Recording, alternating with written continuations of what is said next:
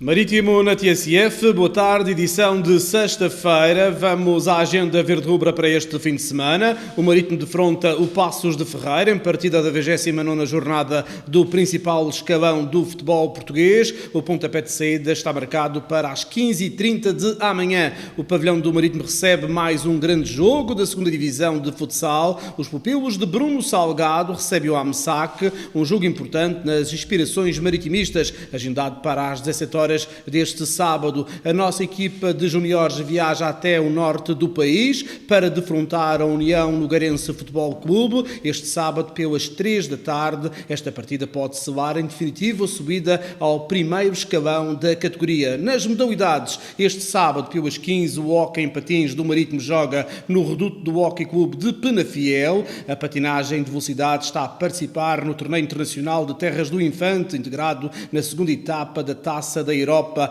A competição decorre entre os dias 7 e 9 de abril em Lagos, no Algarve. Hoje é meu convidado, o antigo jogador e agora treinador da nossa equipa de sub-23, Manuel Jorge da Silva Cruz, mais conhecido por Tulipa. Uma curiosidade que certamente é de todos: como surge a alcunha Tulipa? Boa tarde.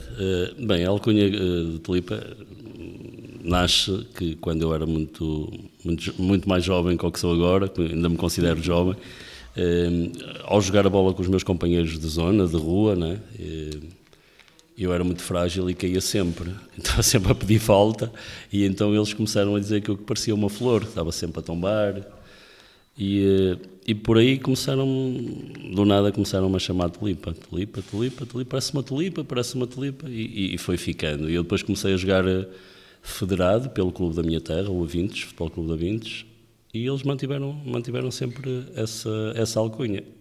Depois saí do Avintes e fui para o Porto, continuou até hoje. Eu até pensei porque que havia realmente uma adesão feminina ao Tulipa da altura e que seria por causa disso. Nunca pensei que fosse nesse jogo de bairro, no futebol de rua. Nunca vi essa adesão. Ainda por cima sou casado desde os 19 anos, portanto ainda mantenho o casamento, estou muito bem. Obrigado, mas certo. Não foi por aí. Incomodou este nome, Tulipa, esta alcunha ou não? Mas ao meu avô materno, sim. O meu avô, quando gostava de assistir os jogos e era conhecido na Vila de Avintes, e quando começavam a chamar Tulipa, ele às vezes abordava algumas pessoas que conhecia no sentido de dizer que eu só tinha sido batizado uma vez. Mas olha, ficou. Foi ficando o nome, eu adaptei-me também ao nome. Depois disso, quando virei treinador, há uma outra coisa que eu não gosto muito, que é, tratam-me pelo meu primeiro nome mais a alcunha. Eu preferia que me continuassem Manuel só a ver... Tulipa. Sim, que me continuassem a ver sempre como Tulipa, porque se te põem o primeiro nome e querem buscar um segundo nome, não tem que ser Tulipa. Tulipa, a equipa fechou a 2ª fase com uma vitória e carimbou a passagem para a Taça Revelação no primeiro lugar. Um balanço sobre esta caminhada.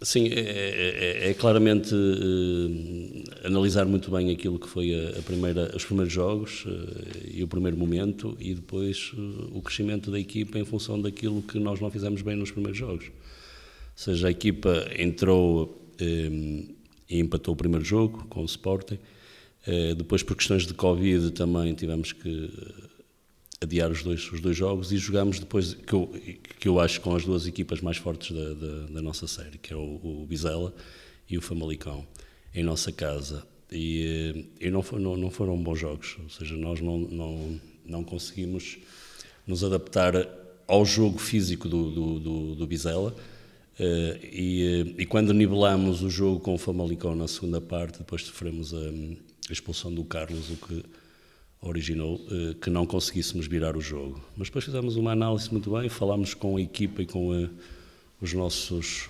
jogadores, o staff analisou também aquilo que aconteceu e perante também esta oscilação dos jogadores, porque nós temos objetivos muito concretos no clube, que foram delineados logo numa primeira fase, em que a prioridade é claramente a subida da equipa B, e também essa ascensão da equipa de sub-19 à Liga Principal.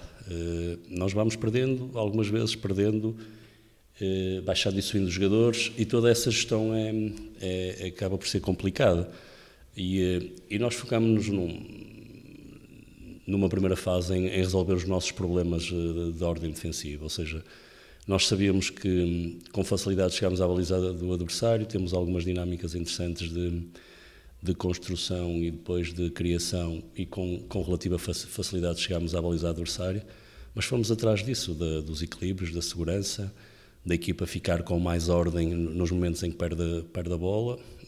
Apresentamos isso aos jogadores, e os jogadores foram inexcedíveis na forma como abordaram essa ideia, na forma como a interpretaram, e a equipa hoje, ou melhor, ontem foi primeiro classificado com todo o mérito, porque melhorou muito nesses 8 jogos que efetuou, e portanto e tornámos uma equipa sólida, fomos a melhor equipa da série em termos defensivos, é uma equipa que foi mantendo alguma estabilidade em termos de organização ofensiva, e eu acho que com todo o mérito, e com alguns jogadores que não eram presença assídua na equipa, conseguimos melhorá-los e conseguimos também dar mais projeção interna, ou seja, começámos a ser vistos e analisados por aquilo que fazemos, e os jogadores que não eram uma primeira opção demonstraram que têm capacidades para serem vistos também com os olhos diferentes nesta relação que o clube procura de subir os jogadores e encontrar jogadores com qualidade.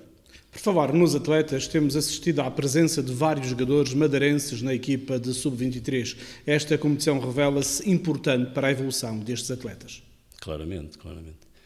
Ou seja, nós somos uma equipa muito com muita gente de fora, com 12 nacionalidades, salvo erro, mas nos últimos tempos, e nesta relação que eu lhe digo, mais ou menos de 8 jogos, houve uma presença constante de jogadores da região. E eu continuo a achar que os jogadores da região ainda têm um pouco daquele jogo de rua, um pouco daquela anarquia saudável que é preciso ter no jogo, um pouco daquela criatividade pessoal também, que não podemos castrar enquanto treinadores. E isso foi importante para mim, porque também há essa relação intrínseca aos jogadores conhecerem-se há mais tempo, e foi por aí, foi por essa conjunção também de ligarmos, de compreendermos e de passarmos de um momento de dificuldade que conseguimos queimar essas etapas e conseguimos ser melhor que os nossos opositores. Este projeto da Liga Revelação da Federação Portuguesa de Futebol está cada vez melhor, mais competitivo? Isso é uma boa pergunta, porque eu, quando estava na formação do Futebol Clube do Porto, nós analisámos a possibilidade de termos uma vez uma equipa de sub-23, e então o que foi analisado foi que se calhar os jogadores se encontravam outra vez mais tarde e repetiam, no fundo, aquilo que acontecia nos sub-17 e nos sub-19. E eu, sinceramente, eu acho que não. E eu hoje acredito que, possivelmente, a competição mais próxima daquilo que se passa na primeira Liga é esta, porque é verdade que há jogadores de diferentes idades. Isso também acontece no futebol da Primeira Liga, não é? Nem todos os jogadores têm 20 anos ou 22, isso também acontece.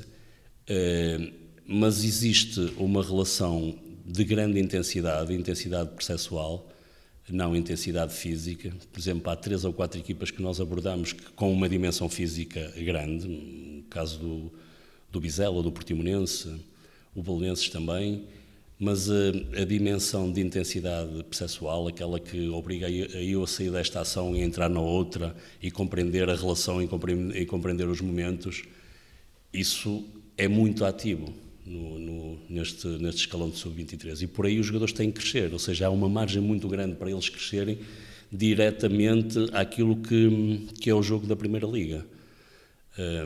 E se vimos os níveis de intensidade e se analisamos e monitorizamos também a parte física, vemos que as distâncias e as distâncias em alta intensidade e tudo andam muito próximos daquilo que se fazem na Primeira Liga. Isso para mim é um registro ótimo.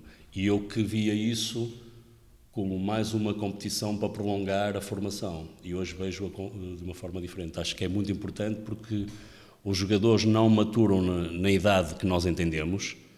Há jogadores que precisam de mais tempo e mais espaço para maturar e para conseguirem exponenciar todas as suas qualidades intrínsecas àquilo que é a sua característica, mas também aperfeiçoarem aquilo que lhes pede as competições mais acima.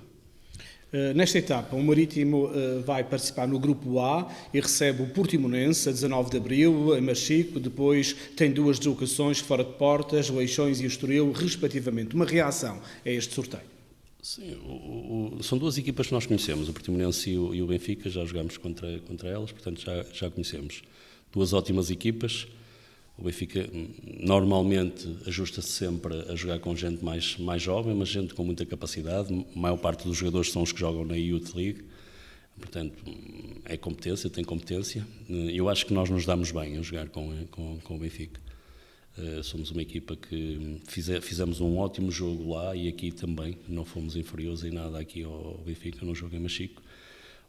O Portimonense é uma equipa com boas individualidades também, que mudou de treinador e temos que entender um bocadinho também o padrão de jogo atual.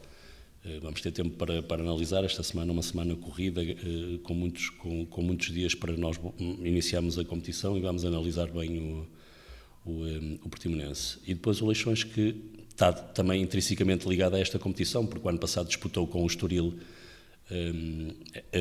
a Taça Revelação e o campeonato. Portanto, é uma equipa com bons jogadores, também com uma faixa etária muito no limite, mas aquilo que eu disse no final do jogo é o que eu mantenho, ou seja, se nós fomos capazes de fazer isto, sair de baixo e conseguir a primeira posição, nós temos que ter a ambição de entrar em cada jogo para competir e para ganhar, não ter receio do adversário, ser audaz na nossa proposta de jogo, porque vamos jogar com os melhores e queremos ser melhores também, e portanto queremos ter sucesso. E é isso que nós vamos tentar fazer.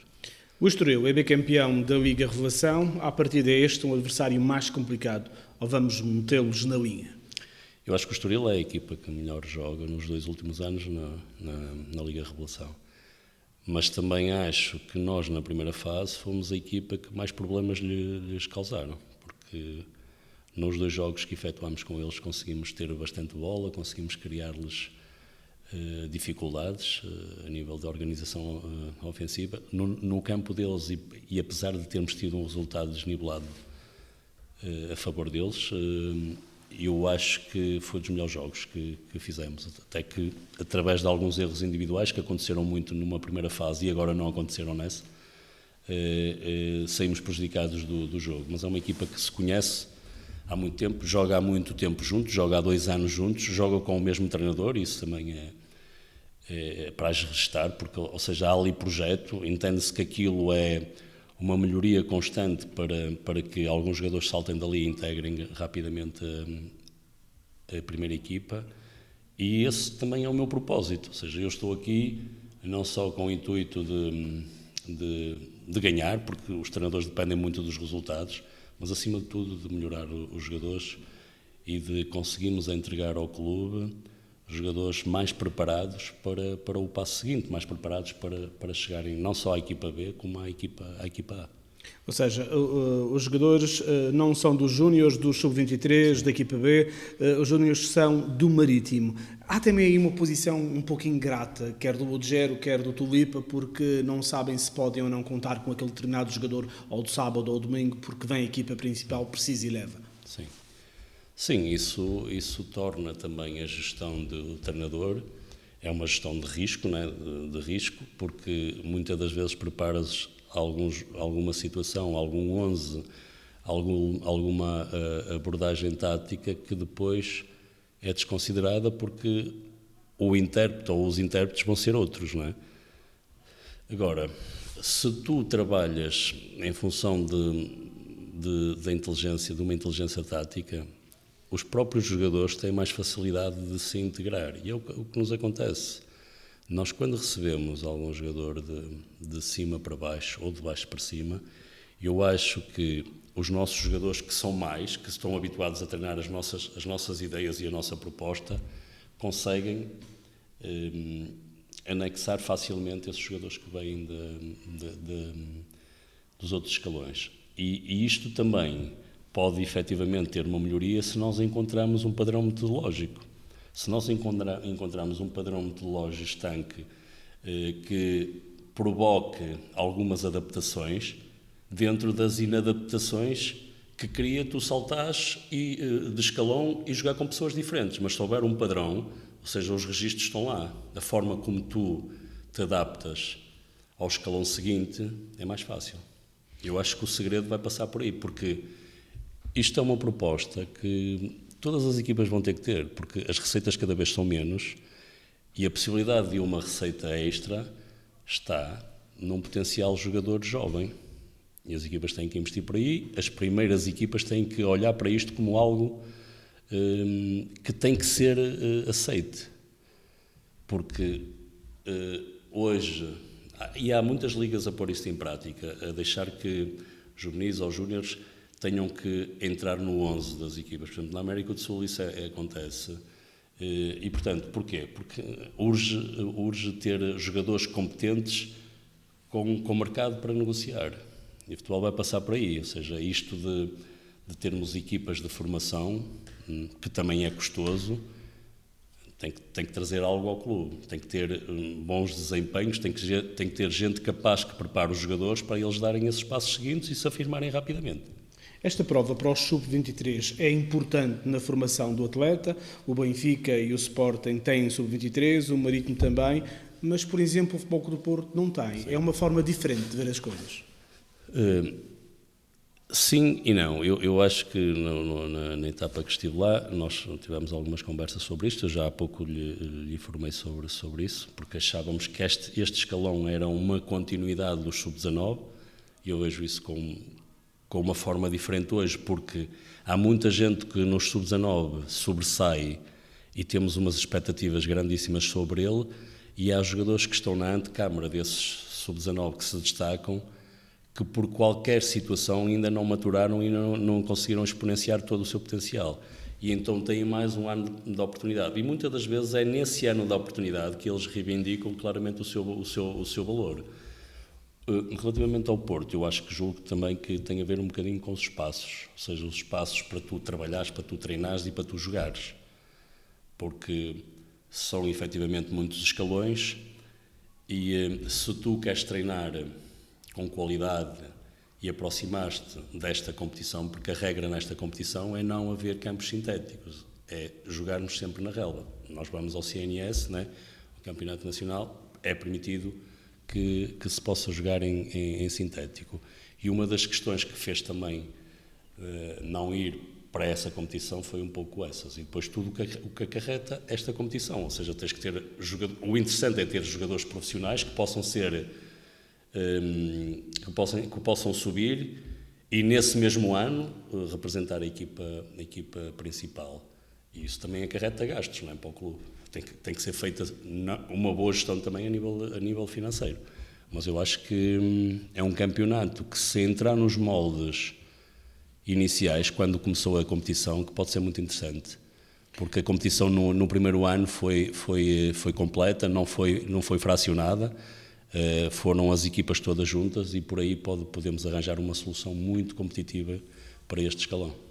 Tulipa, qual é o objetivo do Marítimo na Taça Revelação? É fazer melhor e ser mais competente do que aquilo que fomos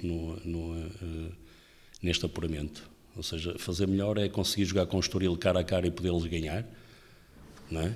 E é isso que vamos tentar fazer, é conseguir também ser exigente naquilo que nós fizemos bem, na nossa organização defensiva, ou seja, no nosso sem-bola ser cada vez mais forte, não dar oportunidades a que os adversários ameacem muito a nossa baliza, e isso esteve um bocadinho presente nesta melhoria que tivemos. E depois, a nível ofensivo, melhorar. Nós percebemos que, a nível ofensivo, dependemos muito sempre do avançado que temos. Ainda há pouco, aqui com os seus colaboradores, falávamos nisso, porque os jogadores não são todos iguais, ou seja, a característica do nosso jogo depende muito da característica do nosso jogador, não é? Uma coisa é termos o Kibe, o Jefferson, outra coisa é termos o Carlos, não é?